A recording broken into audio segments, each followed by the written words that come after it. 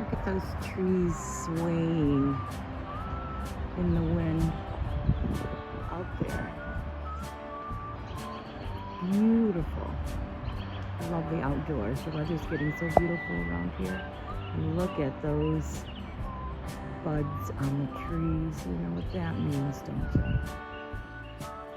I am so excited to be in my bus, parked somewhere, and cooking outdoors, enjoying the outdoors, or tucking in for the night in my bus. Just being outside. Listen to those birds. Oh my gosh, I love it.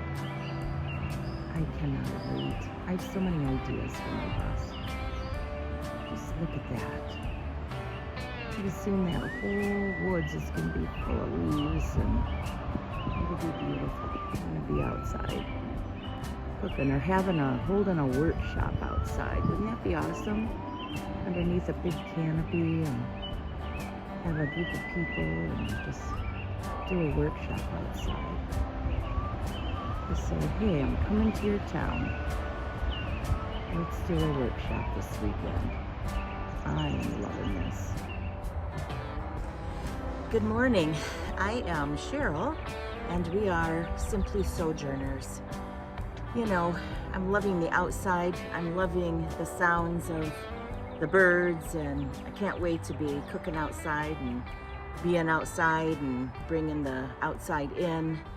It's exciting, and having a dream is exciting, and seeing that dream, you know, materialize is great. But listen, we didn't all wake up with a van or a SUV or a schoolie, you know, or a tiny house sitting in our driveway all built out and ready to go, and we hopped from the idea into the actual living space of, you know, tiny living.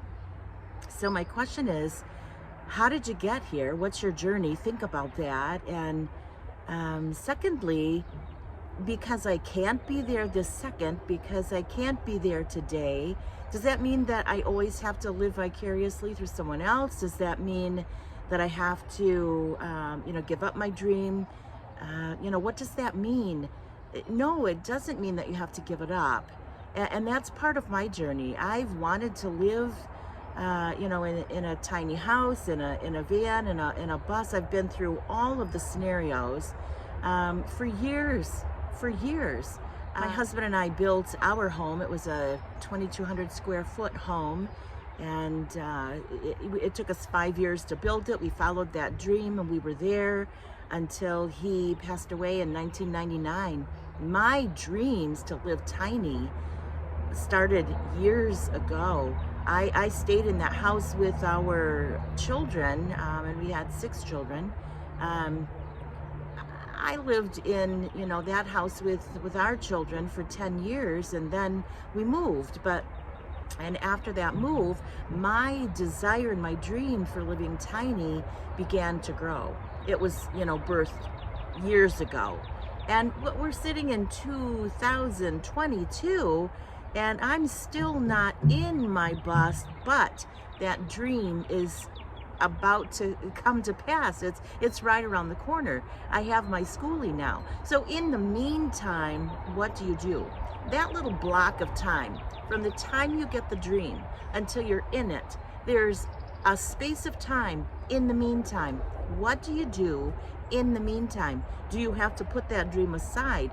Do you have to dream and dream and dream and dream? Can you never really touch it? Can you never really get your fingers on it? You can. And I did. And here's how I did it. I have lived in sticks and bricks now since my late husband passed away, and I was raising children. I couldn't live tiny. I had 6 children, and that dream was just coming to fruition. Now, I did the video binge. I did that like many of you have. I still watch the videos because new things come out, new ideas come out, and I'm on it. I drive a Honda CRV. You know, at one point I dropped the seats just to see, could I live in a CRV? Because the car dwellers were, and back in the day, I'm 66 years old. Back in the day, if somebody was living in their car, it's like they're homeless people. That's all you knew about it. Not now. Now they are people who have chosen to live in their vehicle. That was some of the tiny living that I, investigated. Can I do it in my CRV? And I looked up the CRVs and who's doing what with their CRVs, and could I go a weekend in my CRV? Could I do that? It's not going to happen. I can't do that. That's a little too small for me.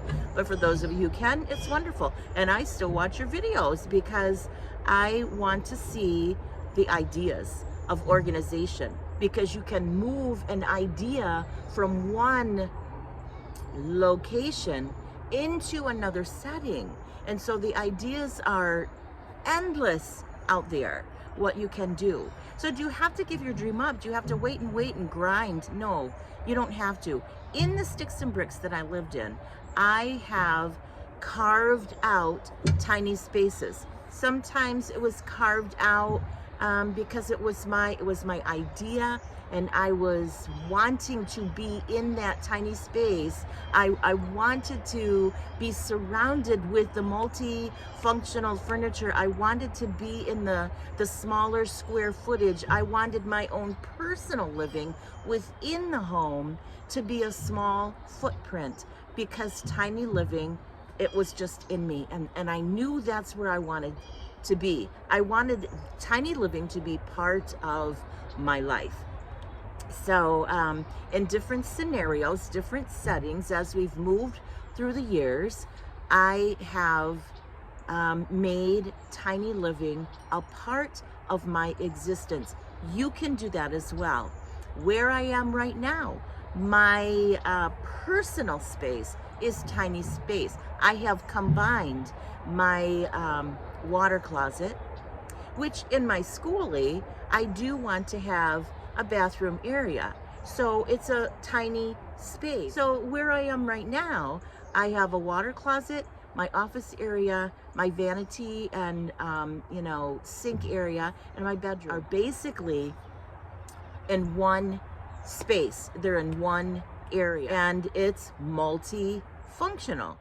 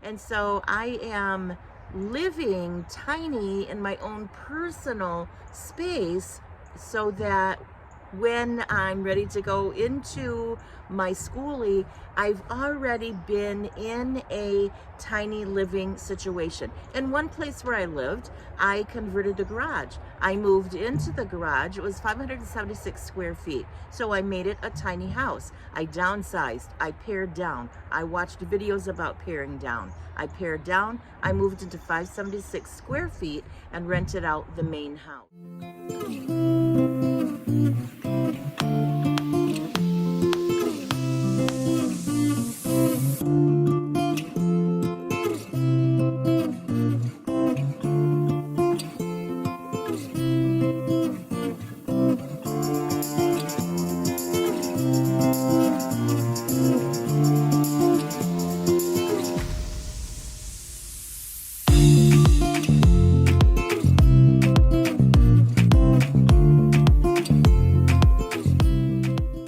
When I lived in the main house, I lived in half the house. That was my first move after the kids had graduated, and I had one, my youngest was at home in his senior year.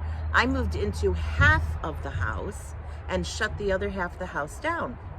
And I lived out my dream in half of that 2,100 square foot home. Then I moved into the converted garage. That's just an idea of what you can do. You can be in your home, and I think I had seen a video about that, and I thought, you know what, I'm going to do it. I am loving tiny living. It's in me. It's where I want to be. I don't want to manage a big yard. I don't want to manage a big house. That's just not where I am. And so you can live in a tiny space right where you are, and then move towards your dream. So now, last year, I purchased a 2007 International Schoolie, and I am in the process of, building her out. She's been painted, you've seen in the videos, and I'm getting ready to now, seal the floors, clean it up, and get my flooring down. And as soon as the flooring is in, I am not going to wait to do something with my schoolie until it's completely done. That's not me either. She'll be done. We're in, moving into warmer weather here, so I don't have to worry so much about the heating. I know what I want to do. I have a lot of ideas. I have, grandchildren, 13, 14 on the way, and, I'm sure that's not the end of it all. And so, part of my build out is going to be making space for my grandchildren, but, yet, spacious enough so I don't feel like I'm climbing all over everything. But that will be part of my interest, and for guests that would come. I do, the pandemic shot my workshops in the foot, so I couldn't really do workshops. I'm planning to incorporate those into my schoolie. Maybe I'll show up in your town and say, we're doing a workshop, and come. And if I can, it would be really cool if I can find a spot where schoolies can come, and vans can come, and car dwellers can come, tiny livers. What you choose to be in is what you choose to be in. If you choose to be full-time, that's wonderful. If you choose to be part-time, that's wonderful. The key is I'm living my dream. And so I'm here to encourage you today. Live your dream in your sticks and bricks. If that's where you are right now, and you don't have the van or the schoolie or the tent, or however you're wanting to do your tiny living, your nomad living, however you want to do that, if you don't have that main place to stay just yet, that's fine. You can live tiny in your sticks and bricks. I did it. I've done it. I'm doing it even now. I'm sharing the kitchen, but I chose to make part of this place tiny living. You bring the outside in. You do whatever you can to live your dream. You do not have to live it vicariously. You can live your dream. Do it in your sticks and bricks. Find a small footprint and start thinking multifunctional. Right now, to transition into my bus, it won't be traumatic. it'll be fun because I've already been there. But what I have done, like when I'm preparing foods and I'm in the kitchen here, I try to keep my prep area small. I don't spread all out. I try to keep it in a small area, and I try to find I'll use the smallest area of the counter space, mainly around the kitchen sink. I try to stay there when I'm prepping. And I've just started to do that a little bit ago because I thought, you know what? When I'm in the schoolie, I'm not gonna have a spread out kitchen. So I'm gonna start like paring down my activity in the kitchen area. I already know pots and pans and the dishes and the silverware and all of that utensils. I already have that worked out. I already did it. So that's not a concern for me. When I was in the tiny house, I started, paring down all of those things. So that's not going to be a traumatic move for me either. But where you're at right now, start planning it out. Start walking it out. Start living it. Because you can be tiny even in your sticks and bricks, and then shoot out there. So I'm anxious to build Sojourner. I'm anxious to be on the road. I'm anxious to hunker down on one of my kids' property for a span of time. I'm anxious to go on the road and show up in a city and do a workshop in somebody's town. You just keep moving with your dream and you watch the doors open, because I'm here to tell you, when a window closes, a door opens. So, hey, Simply Sojourners here. Until I see you in the next video, live a life you love to live. See you soon.